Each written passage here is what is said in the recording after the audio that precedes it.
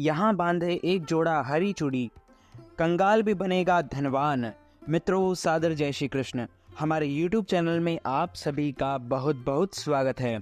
मैं हूं आपके साथ विशाल शास्त्री। श्रावण का संपूर्ण मास मनुष्य से ही नहीं अपितु पशु पक्षियों में भी एक नव चेतना का संचार करता है।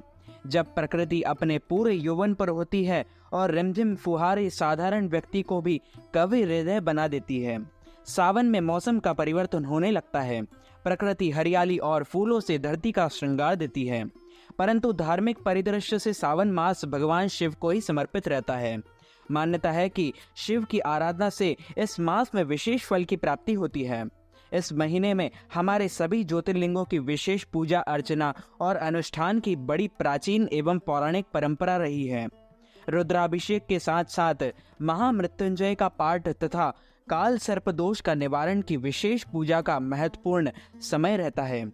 यह वह मास है जब कहा जाता है कि जो मांगोगे वही मिलेगा। भोलेनाथ सबका भला करते हैं, भोलेनाथ भंडारी हैं। श्रावण महीने में हर सोमवार को शिव जी का व्रत या उपवास रखा जाता है। श्रावण मास में पूरे माह भी व्रत रखा जाता है। कुछ लोग श्रावण मास में 16 सोमवार का व्रत रखते हैं। इस महीने में प्रत्येक दिन स्कंद पुराण में के एक अध्याय को अवश्य पढ़ना चाहिए। यही महीना है मनोकामना इच्छित फल प्रदान करने वाला माना जाता है। पूरे महीने शिव परिवार की विशेष पूजा की जाती है। श्रावण मास में मंगलवार के व्रत को मंगला गौरी व्रत कहा जाता है। जिन कन्याओं के विवाह में विलंब हो रहा है उन्हें सावन में मंगला गौरी का व्रत रखना लाभदायक रहता है। सावन के महीने में सावन शिवरात्रि और हरियाली अमावस्या का भी अपना अपना अलग अलग महत्व हमारे पुराणों तथा धर्म ग्रंथों में बताया गया। इस अवधि में विवाह योग्य लड़कियां इच्छित वर पाने के लिए सावन के सोमवारों पर व्रत रखती हैं। इसमें भगवान शंकर के अलावा शिव परिवार अर्थात माता पार्वती, कार्तिकेय, नंदी और गणेश जी की भी पूजा की जाती है। सोमवार को उपवास रखना श्रेष्ठ माना जाता है, परंतु जो नहीं रख सकते वे सूर्यास्त के बाद एक समय भोजन ग्रहण कर सकते हैं। लेकिन श्रावण मास में भगवान शिव के कैलाश में आगमन के कारण वह श्रावण मास भगवान शिव को प्रिय होने से की गई समस्त आराधना शीघ्र फलदायी होती है। पद्म पुराण के पाताल खंड के 8वें अध्याय में ज्योतिर्लिंगों के बारे में कहा गया है कि जो मनुष्य इन 12 ज्योतिर्लिंगों के दर्शन करता है उनकी समस्त कामनाएं इच्छा पूर्ति होती है। स्वर्ग और मोक्ष का वैभव जिनकी कृपा से प्राप्त होता है। शिव के त्रिशूल की एक नोक पर काशी विश्वनाथ की नगरी का भार है। पुराणों में ऐसा वर्णित है कि प्रलय आने पर भी काशी को किसी प्रकार की क्षति नहीं होगी। भारत में शिव संबंधी अनेक पर्व तथा उत्सव मनाए जाते हैं। उनमें श्रावण मास की अपना विशेष महत्व रखता है। संपूर्ण महीने में 4 सोमवार, एक प्रदोष तथा एक शिवरात्रि में ये योग एक साथ श्रावण महीने में मिलते हैं। इसलिए श्रावण का महीना अधिक फलदायी देने वाला हो। आपको अपनी सारी मनोकामनाएं पूर्ति के लिए भगवान शंकर को खड़े मूंग एक मुट्ठी में आपको चढ़ा देना।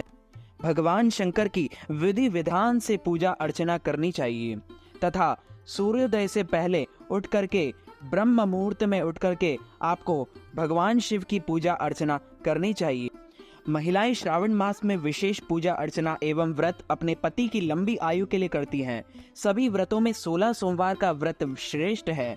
इस व्रत को वैशाख, श्रावण, कार्तिक और माघ में किसी भी सोमवार को प्रारंभ किया जा सकता है।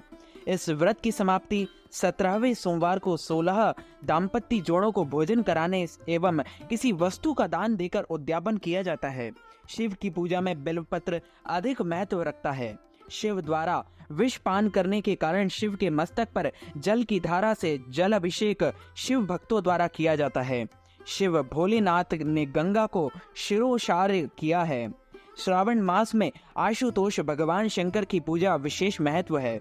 जो प्रतिदिन पूजन न कर सके उन्हें सोमवार की विशेष पूजा अर्चना करनी चाहिए। श्रावण में पार्थिव शिव पूजा का विशेष महत्व है। अतः प्रतिदिन अथवा प्रति सोमवार तथा प्रति प्रदोष को शिव पूजा या पार्थिव शिव पूजा अवश्य करनी चाहिए।